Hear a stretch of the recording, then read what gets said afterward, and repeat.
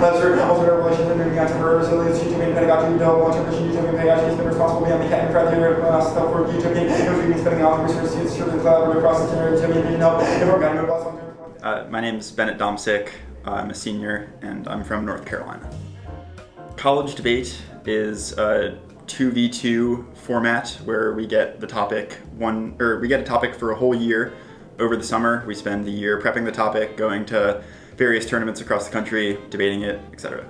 Near the bottom of the 2AC, you said that your happiness is key to this round. How should the judge determine your happiness? Why should the ballot? Yes, I'm Aaron Call, and the Lee H. Hess Director of Debate at the University of Michigan.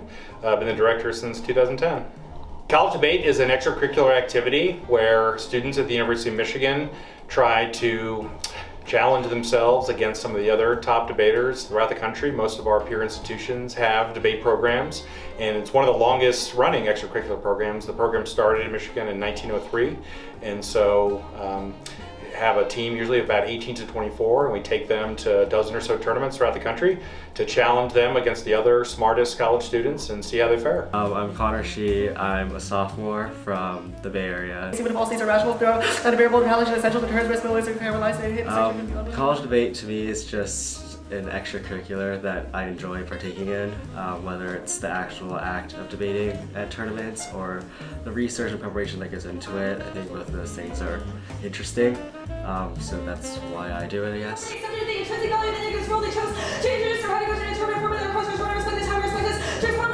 Yeah, so fast talking, speed is certainly one of the more niche areas of debate, and it does present some kind of barrier entries. A lot of people are deterred from initially getting into it because they say, how can I do that? But it kind of reminds me of either auctioneers or the old Micro Machine commercials back when I was younger. But it's really simple. It's because debate, everything is a timed speech. You have a finite amount of time to make arguments, and so you may have 9 minutes in constructive, 6 minutes in rebuttal, and because that time is limited, the more arguments you can make, then that allows you to discuss more things and more in-depthly, and so you can speak a little bit more quickly and allow you to talk and have a greater depth of discussion of issues because the debates are all timed. So for me, college debate is a place where I am able to do research, which is one of my favorite activities. I get to learn more about the world. Specifically, this year we're talking about nuclear policy, which is something that's interested me since I started debate in high school. So yeah. I'm Natalie Gao, and I'm a freshman. I think this topic is pretty interesting. I think it's interesting, especially because it's over nuclear forces, and like all the other topics in debate usually involve some sort of like nuclear war impact. And I think this topic is unique because like you actually get to debate about what is happening and the impact, or like what is happening in a scenario in which nuclear war would happen, and not just saying like it would happen, which kind of like vaguely occurs on every topic. My name is Kevin Hearn.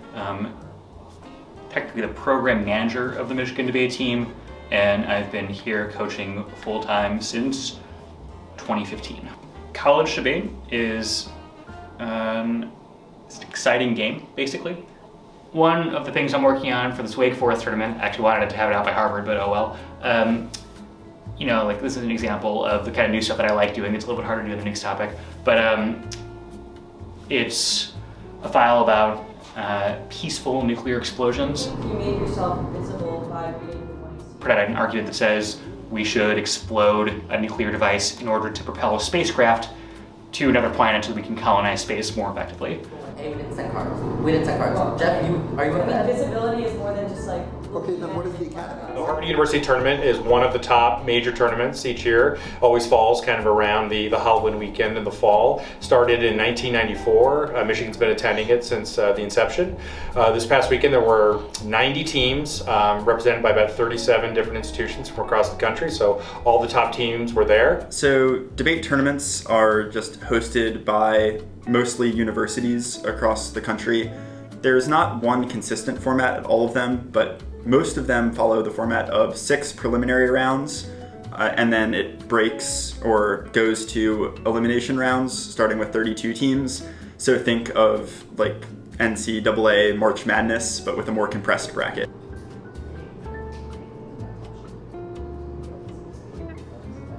The Harvard tournament's a big one. It's a very unique one because unlike most tournaments, only 16 teams from around the country can even get to the elimination rounds.